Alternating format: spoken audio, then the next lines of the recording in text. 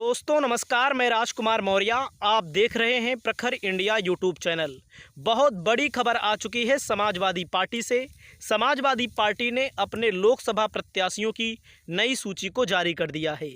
Kaushambi 50 Lok Sabha seat है। कौशाम्बी से पुष्पेंद्र सरोज को लोकसभा का टिकट मिल चुका है।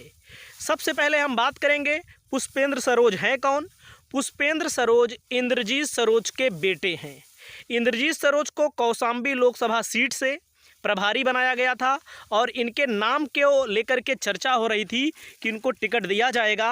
हालांकि इनके बेटे को टिकट दिया गया है। इंद्रजीत सरोज वर्तमान में समाजवादी पार्टी के राष्ट्रीय महासचिव हैं। उसके अलावा मंझनपुर से विधायक हैं। और मैं आपको इस सीट का समीकरण कई बार बताया है। मैंने इस सीट पर समाजवादी पार्टी और राजा भैया की पार्टी का लगातार कब्जा रहा है। मैं आपको बता दूं, जैसे कौशाम्बी की जो लोकसभा सीट है, इसमें 5 विधानसभा सीटें आती हैं। चायल, सिराथू और मंझनपुर, कुंडा और बाबागंज। कुंडा और बाबागंज में समाजवादी पार्टी 2 नंबर पर थी, यानी कि राजा भैया की पार्टी चुनाव भले जीती है, लेकिन यहाँ पर समाजवादी पार्टी 2 नंबर पर थी और भारतीय जनता पार्टी की हालात बहुत बेकार थे यहाँ पर कौशाम्बी और बाबागंज में। तो यहाँ पर जो समीकरण है, सिराथू में समाजवादी पार्टी से पल्लवी पटेल जीती थी। केशव मौर्य को उन्होंने हराया था चुनाव। उप मुख्यमंत्री को उन्होंने चुनाव हराया था। पूजा पाल जीती थी चायल विधानसभा से। चायल विधानसभा आप जानते होंगे, पूजा पाल वही पूजा पाल हैं जिन्होंने राज्यसभा के चुनाव में बगावत कर दी थी।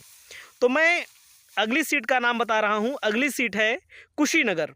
कुशीनगर की हम बात करें तो अजय प्रताप सिंह उर्फ पिंटू सेंथवार पहले विधानसभा का चुनाव लड़ चुके हैं। देवरिया के रहने वाले हैं शायद। कुशीनगर के अंतर्गत मैं आपको बता दूं, यहाँ पर भारतीय जनता पार्टी बहुत प्रचंड जीत दर्ज कर चुकी है विधानसभा के चुनाव में। मैं लगातार आंकड़े दिखाता रहता हूँ। उसके अलावा मैं थोड़ी जानकारी और भी आपको बता रहा हूँ पिंटू सिंह उर्फ पिंटू सेंथवार के बारे में। पिंटू सेंथवार का जो मुकाबला होगा अजय दुबे से होगा, जो कुशीनगर से लोकसभा का टिकट प्राप्त कर चुके हैं। और मैं आपको बता दूं, विजय दुबे से होगा।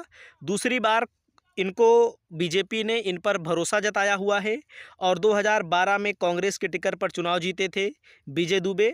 उसके अलावा मैं बात करूं उसके अलावा मैं आपको बताऊं, कौशाम्बी लोकसभा सीट पर कहीं ना कहीं राजा भैया का दबदबा भी है। इससे आप इनकार नहीं कर सकते हैं।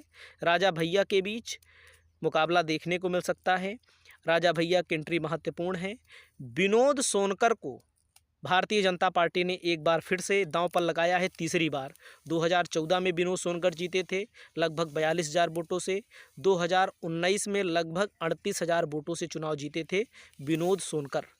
तो यहाँ पर विनोद सोनकर को लेकर के चर्चा भी ये भी हो रही थी कि टिकट कट जाएगा। हालांकि भारतीय जनता पार्टी ने टिकट नहीं काटा, क्योंकि लोकसभा चुनाव को लेकर मजबूत कैंडिडेट की ज़रूरत होती है, जो पैसा भी खर्च कर सके, जिनका चेहरा भी कुछ लोग जानते हों।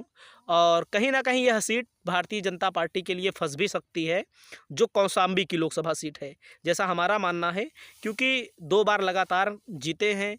विधानसभा के चुनाव में भी बहुत बुरा प्रदर्शन रहा है यहाँ पर भारतीय जनता पार्टी का। तो आपकी क्या राय है? बहुत सारी न्यूज़ मैं आपके लिए लाता रहता हूँ। आज मैं आया हूँ गेहूँ के खेत में। आज हमारे यहाँ गेहूँ बांधा जा रहा है।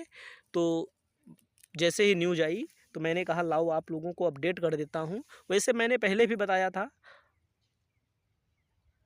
कुशीनगर को लेकर के स्वामी प्रसाद मौर्य के नाम की भी चर्चा थी, लेकिन स्वामी प्रसाद मौर्य के ऊपर कहीं ना कहीं अखिलेश यादव ने भरोसा नहीं जताया। इस वीडियो में इतना ही। और मैं खेत में हूँ, खेत में काम करने जा रहा हूँ। नमस्कार, जय हिंद, जय भारत।